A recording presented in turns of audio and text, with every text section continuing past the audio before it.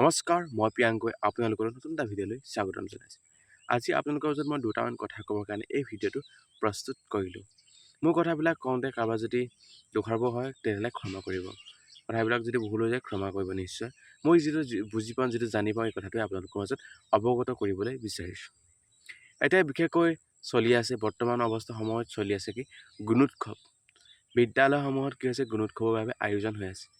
প্ৰতিখন বিদ্যালয়সমূহে গুণোৎসৱৰ বাবে আয়োজন কৰি আহিছে।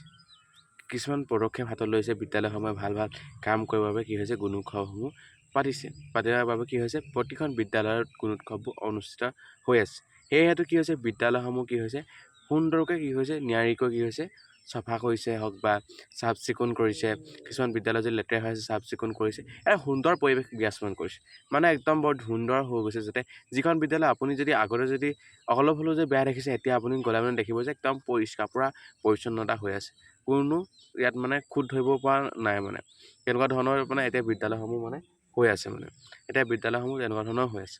কিন্তু এইখিনিতে এটা কথা মই ক'ব বিচাৰোঁ, প্ৰতিদিনে গুণোৎসৱ যদি বিদ্যালয়সমূহত হোৱা হ'লে, প্ৰতিদিনে যদি গুণোৎসৱ হ'ব বুলি যদি প্ৰতিদিনে যদি সেই বিদ্যালয়খন যিখন বিদ্যালয়ত গুণোৎসৱ হৈ আছে, সেই গুণোৎসৱ হৈ থকা বিদ্যালয়খন যদি প্ৰতিদিনে যদি গুণোৎসৱ হোৱা হ'লে তেতিয়া কেনেকুৱা এটা হ'লহেঁতেন, মই এই কথাটোকে উত্থাপন কৰিব বিচাৰিছোঁ।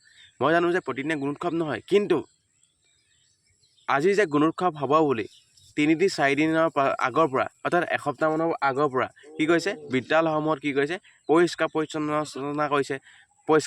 কৰিছে, চফা কৰিছে। বিদ্যালয়সমূহ যে একো খুঁত নাইকিয়া কৰিছে।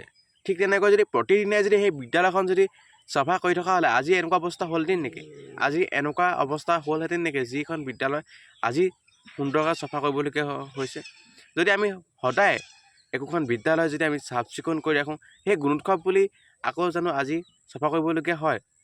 কোনো কাৰণত যে আকৌ চফা কৰিবলগীয়া নহয়। কাৰণ আমি যদি সদায় যদি আমি অহৰহভাৱে যদি বিদ্যালয়খন যদি সদায় সুন্দৰকৈ ৰাখিবলৈ চেষ্টা কৰোঁ, সদায় যদি ভালকৈ ৰাখিবলৈ চেষ্টা কৰোঁ, তেতিয়াহ'লে সেই বিদ্যালয়খন আমি আৰু আকৌ চফা কৰাৰ কোনো প্ৰয়োজন নাই বুলি মই ভাবোঁ।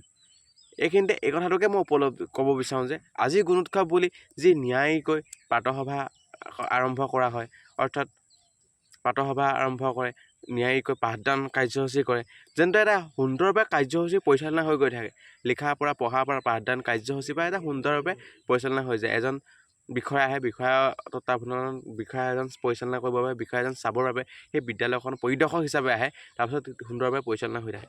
কিন্তু সেই পৰিদৰ্শকজন নহাৰ আগতো আমি এই বিদ্যালয়খন আমি একেটা নিয়মত একেটা সুন্দৰভাৱে পৰিচালনা কৰিব নোৱাৰোঁনে? আমি এনেধৰণে প্ৰতিদিনে বিদ্যালয়খনত আমি গুণোৎসৱ যিদিনাখনি হয় সেইদিনাখনিৰ দৰে আমি প্ৰতিদিনে সেই বিদ্যালয়খন এনেদৰে পৰিচালনা কৰি যাব নোৱাৰোঁনে?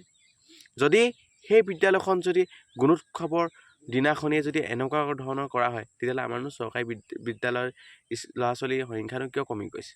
প্ৰথম কথা, যদি গুণোৎসৱৰ দৰে যদি প্ৰতিদিনে যদি আমাৰ বিদ্যালয়সমূহত যদি ছাত্ৰ ছাত্ৰীসকল থাকিলেহেঁতেন, ছাত্ৰ ছাত্ৰীসকলে এনেধৰণৰ কাৰ্যসূচী বা শিক্ষকসকলে কাৰ্যসূচী গ্ৰহণ কৰিলেহেঁতেন, মই ভাবোঁ চৰকাৰী বিদ্যালয়সমূহত ছাত্ৰ ছাত্ৰী কিয় পঢ়িব নাহিব? সকলো ছাত্ৰ ছাত্ৰীয়ে চৰকাৰী বিদ্যালয়ত পঢ়িবলৈ আগ্ৰহী হ'ব। যদি আমি প্ৰতিদিনৰ দৰে যদি আমি প্ৰতিদিনে গুণোৎসৱৰ দৰে যদি আমি চেষ্টা অব্যাহত ৰাখি থাকোঁ যে আমাৰ বিদ্যালয়খন এখন সুন্দৰ হৈ থাকক, আমি সুন্দৰমতে পাঠদান কৰিবলৈ যদি আমি সদায় যদি চেষ্টা কৰি থাকোঁ, তেতিয়াহ'লে সেই গুণোৎসৱৰ দৰে যদি আমি যদি হাতত কাম যদি আগত ৰাখিব পাৰোঁ, তেতিয়াহ'লে আমাৰ বিদ্যালয়সমূহত চৰকাৰী বিদ্যালয়সমূহত কি হ'ব, আমাৰ ছাত্ৰ ছাত্ৰীৰ সংখ্যা অধিক হ'ব। তেতিয়া সেই ব্যক্তিগত খণ্ডৰ বিদ্যালয়সমূহতকৈ পঢ়িবলৈ কোনো ছাত্ৰ ছাত্ৰীয়ে নাযাব। গতিকে এই কথাৰ পৰা মই এইটো কথাই ক'ব বিচাৰোঁ যে প্ৰতিদিনে আমাৰ বিদ্যালয়খনৰ গুণোৎসৱ হওকচোন। গুণোৎসৱ হওক বুলি এই কথাটোৱে কৈছোঁ যে প্ৰতিদিনে গুণোৎসৱ হওক বুলি কোৱাৰ কাৰণটো এইটোৱে যে আমাৰ বিদ্যালয়খন গুণোৎসৱৰ হোৱাৰ আগমুহূৰ্তত এসপ্তাহমানৰ আগত যেনেদৰে আমি বিদ্যালয়খন সুন্দৰৰূপে ৰাখিবলৈ চেষ্টা কৰোঁ, কেনেদৰে সকলো কাম কাজ নিয়াৰিকৈ কৰিবলৈ চেষ্টা কৰোঁ, ঠিক তেনেকৈ আমি যদি প্ৰতিদিনে যদি এই কামবিলাক যদি আমি কৰি থাকোঁ, বিদ্যালয়খন যদি সুন্দৰভাৱে পৰিচালনা কৰি যাওঁ বা সুন্দৰভাৱে পাঠদান কৰি যাওঁ, তেতিয়া কি আমাৰ বিদ্যালয়খন জাকতজিলিকা হৈ যাব। আৰু তেতিয়া কি হৈছে আমাৰ গুণোৎসৱ বুলি কোনো ভয় নাথাকিব। তেতিয়া কি হ'ব, আমাৰ চৰকাৰী বিদ্যালয়সমূহত ছাত্ৰ ছাত্ৰীৰ সংখ্যা নিচেই কমি নাযাব, অৰ্থাৎ চৰকাৰী বিদ্যালয়সমূহত অধিক ছাত্ৰ ছাত্ৰীয়ে ভৰি পৰিব। ভৱিষ্যত দিনত চাব আপোনালোকে অধিক ছাত্ৰ ছাত্ৰীসকল ভৰি পৰিব। তাৰপাছত আপোনালোকে ক'ব যে ব্যক্তিগত বিদ্যালয়সমূহত কিয় ছাত্ৰ ছাত্ৰী নাযায়, সেই প্ৰশ্নটো তেতিয়া আপোনালোকে ক'ব পাৰিব যে আমাৰ বিদ্যালয়সমূহ কি হৈছে চৰকাৰী স্কুল যদিও আমি কষ্ট কৰোঁ, আমাৰ চৰকাৰী স্কুলসমূহ কি ব্যক্তিগত খণ্ডতকৈ আমি অধিক ফলপ্ৰসূ হ'বলৈ সাজু হৈছোঁ বাবে আমাৰ বিদ্যালয়সমূহত আজিকালি ছাত্ৰ ছাত্ৰীৰ সংখ্যা অধিক। সেই কথাটোকে মই আপোনালোকৰ মাজত অৱগত কৰিবলৈ এই ভিডিঅ'টো প্ৰস্তুত কৰিলোঁ। যদি ভুল বুজিছে যদি মোক ক্ষমা কৰিব, আৰু মই যিটো জানি পাওঁ যিটো বুজি পাওঁ এইটো আপোনালোকৰ মাজত অৱগত কৰিবলৈ চেষ্টা কৰোঁ। আজিৰ ভিডিঅ'টো ইমান, ধন্যবাদ। জয় অসম।